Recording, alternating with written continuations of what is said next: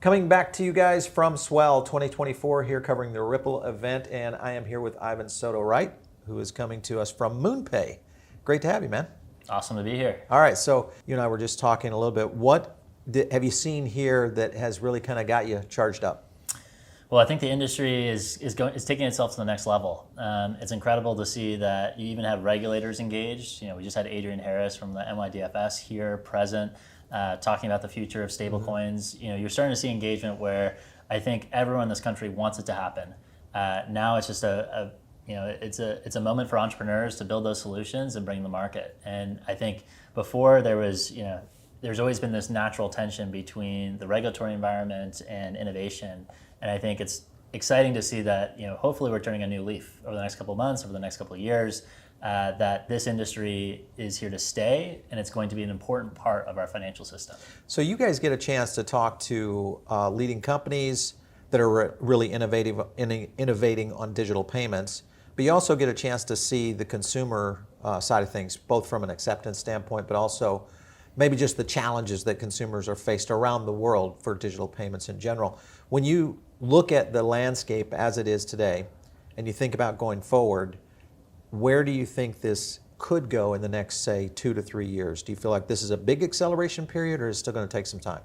Well, I think crypto wallets are going to ultimately replace your bank account. And so how do we get there? The user experience needs to be better than what you have in your bank account. And so a lot of what we focus on is the infrastructure level, right? You need to build the backwards compatibility with the existing financial system if you're expecting to onboard billions of people into the space. Right. Well, one of the things that, of course, we talk about quite a bit on the show is that the real next step is going to be stablecoins and the regulatory framework for stablecoins, especially here in the United States. Yeah. Well, the next step is already here. So yeah, 65% of all crypto market activity is stablecoins. Yep. So it's already there. Well, in the sense from where a company can hold on a balance sheet, can go ahead and go start to utilize it within the banking system. When you see that kind of advancement that most likely will happen in the next congressional sessions that we'll see maybe in early 2025, and you consider what Ripple is doing, of course, with RLUSD. Real USD. Yeah.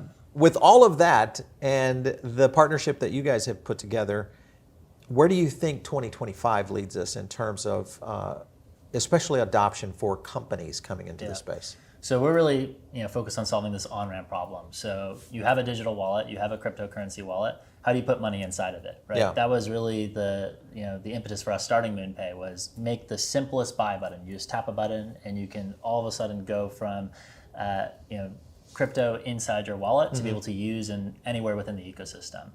And so I think where we are now is, we've really got to get this experience to feel just like your bank account, right? It's got to be in this place where I use it and it's frictionless. Like, it's absolutely just easy and delightful for us to use. Yeah, in general. But getting through the first layer, which is usually retail, right? Consumers saying, okay, I want to use crypto, but I've got to go through the hoops of KYC. I'm dealing with getting a wallet involved in that. What is MoonPay doing to try to eliminate some of that friction? So every single day we're studying the amount of steps it takes for a customer to successfully land and have cryptocurrency in their wallet. And so, even from the beginning, there was a number of screens. We continue to reduce those screens to a place where we want to get to a one-tap type experience. And we actually do have a one-tap type experience for customers that have already KYC with us. Okay. We know KYC is a pain, but we knew that there was no way in places like the United States that there wouldn't be some regulatory framework that would be based on KYC and anti-money laundering rules. What about, I'm sorry to cut you off there, because we're talking about ID, and when you look at digital ID, and most systems out there, especially mobile, they're biometric already, Face ID, obviously thumb with Android. Can that not be part of the AML scenario? So that is part of our experience already. So you can do a 3D face scan when you onboard into MoonPay. But the beautiful thing about MoonPay is you only have to do it once. Once you've done it, the actual real aha moment for our product experience at MoonPay is the second transaction. Okay. Because that first transaction is going to require some friction. But it's actually very analogous to what happened with PayPal back in the day. You remember it was kind of scary. Setting it up. You remember it was scary to put your credit card details online. You could get phished. There was scams. There was all sorts of stuff that made it scary to enter the world of e-commerce. You could say the same thing for the world of crypto, But the analogy here is, you're going to have the KYC on file for that customer as well when they onboard. And so the reason why PayPal is so valuable today is it's 400 million saved card credentials on file. Right. So we're at 22 million saved KYC credentials on file. So those customers, they have this frictionless one-tap experience anytime they want to participate after they've gone through that first experience. You look at the business side of things and the consumer side of things, the ability to get past what we think will be maybe the holy grail for businesses is getting away from merchant fees. Right. Now, what we've seen, though, is merchant fees are just, in most cases when it comes to crypto payments, including MoonPay, is transferring to a new fee coming over onto MoonPay if you're getting paid via that process. What are you guys doing to kind of control those fees, keep them down for merchants who are now paying in excess of 3% in most places? So the challenge you have with cards and the legacy system is transactions are non-final. So you have this issue where you charge your card, we deliver a cryptocurrency, which is a final transaction over the blockchain, and they can actually recall that transaction and have a reversal. So there's fraud as a result of that. And a lot of the work that we do is proprietary fraud systems to try to determine how to accept and reject transactions and to be in a position where the customer is able to transact with us but have the very best experience but cover that risk for our B2B partners, right? So there's cost associated with that. We definitely see over time, people will transition into moving money into MoonPay via their bank account. We're going to move to a model where more of our transactions are coming in via bank transfer where it's free.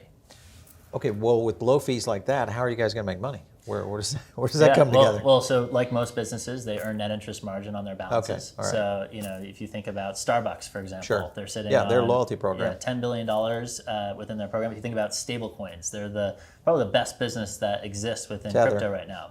Exactly. So moving to that model, but we really see a model where we want to have flexibility for the customer. They might want to move into Real USD. They might want to move into PYUSD, USDT, the rest. And we think the market should be very competitive. And so it's good that we have new entrants like Real USD coming in because there needs to be more stablecoins than just two. Well, let's talk about that for a second because this is a challenge right now. You've got USDC, obviously USDT with Tether. Right. PayPal has a stablecoin that was launched last year, Real USD here at this event. When do you think, especially with regulation that possibly will clear this for banks, to actually enter into where we get JP Morgan coin and those I think kind it's of all stuff? a good thing. It's a good thing because ultimately this is a better format for consumers. It's going to be frictionless, real-time execution, being able to do this anywhere in the world. This will be the new format for money. We're not going to even really think about it. Like you're going to think about $1 in the form of a stablecoin. Yeah. Well, I have a lot of people that argue with me about stablecoins, and I'm like, listen, this is probably one of the best things for the U.S. dollar because it's going to prop up the U.S. dollar 100%. when you're this is one what to I one. keep saying. It's like it's in our U.S. national interest for stablecoin innovation to thrive here in the United States. Why? Because you're basically dollarizing anywhere with an internet connection. Yeah, digital yuan launching, stimulus is exploding into China right now. That is one of the major areas that we'll probably see some competitive scale that gets back into the digital securities side of it for money in general. I also think you're in this place where we're thinking about closed environments and open environments, and ultimately want to build an open environment for crypto and stable coins. And I think we are approaching it the right way. We want the private sector to innovate. We want it to be super competitive to build the very best product. It should be across multiple blockchains. There's going to be all sorts of different rationales as to why you might use one stable coin versus another. And right now, that competition is good. That ultimately is going to deliver a better product to the consumer. Yeah. Well, okay, so there's a lot happening in the space of traditional finance today. You look at Visa, MasterCard, have been very active in blockchain. They continue to try to develop new products and services. What is the likelihood of companies like a MoonPay or others that could actually supplant that system out there and possibly create a credit instrument or something that would be similar to an Apple Pay type environment where you're just going into a direct balance, much like what Robinhood does with their debit cards? There's all kinds of these products out there even today. Coinbase has this. What is the likelihood of us seeing that really come into this space and take hold?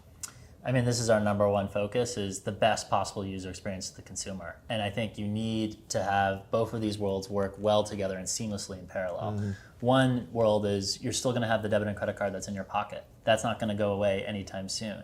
But you're also going to have now this new cryptocurrency wallet that will almost act like a bank account. You might have multiple of those. You're going to need to be able to organize those. You're going to need to be able to use them. And I think the most exciting thing that's happened recently, which I think is one of the most promising things, is they're saying that within Apple Pay and the Enclave, you actually be able to pay with the digital currency wallet. Okay, If they yeah. open that up, that changes everything. Yeah, that would be because now huge. any POS can now receive crypto, and then merchants are now already getting to a place where you're hearing announcements from companies like Stripe that are now saying merchants can now receive stablecoin.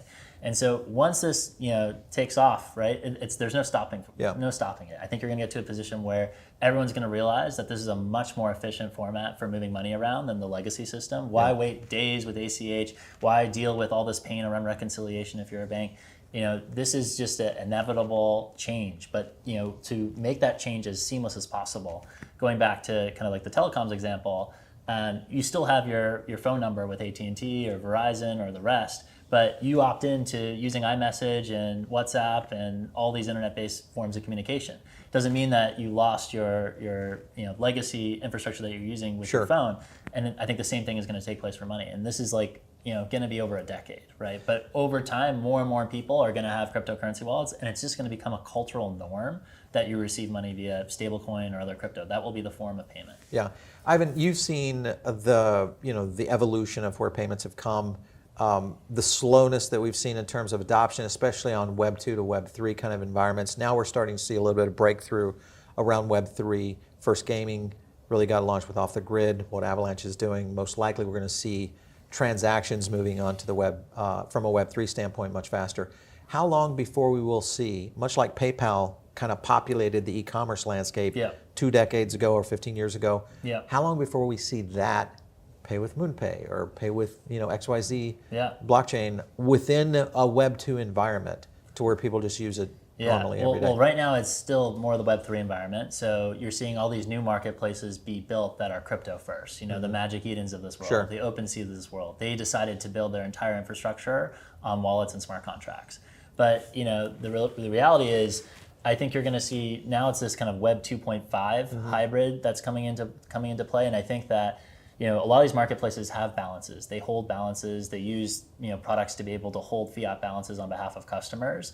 I think they're going to start to recognize if they're dealing with payouts and distributions, a much easier way to do that is crypto, and that will be the crypto rail. So I think it will start that way. So like I'm a streamer on Kick, for example, and I'm receiving payments for having an incredible audience. I'm Aiden Ross. I have this huge audience on Kick, and so I receive my payments in Kick for the amount of eyeballs that I managed to generate.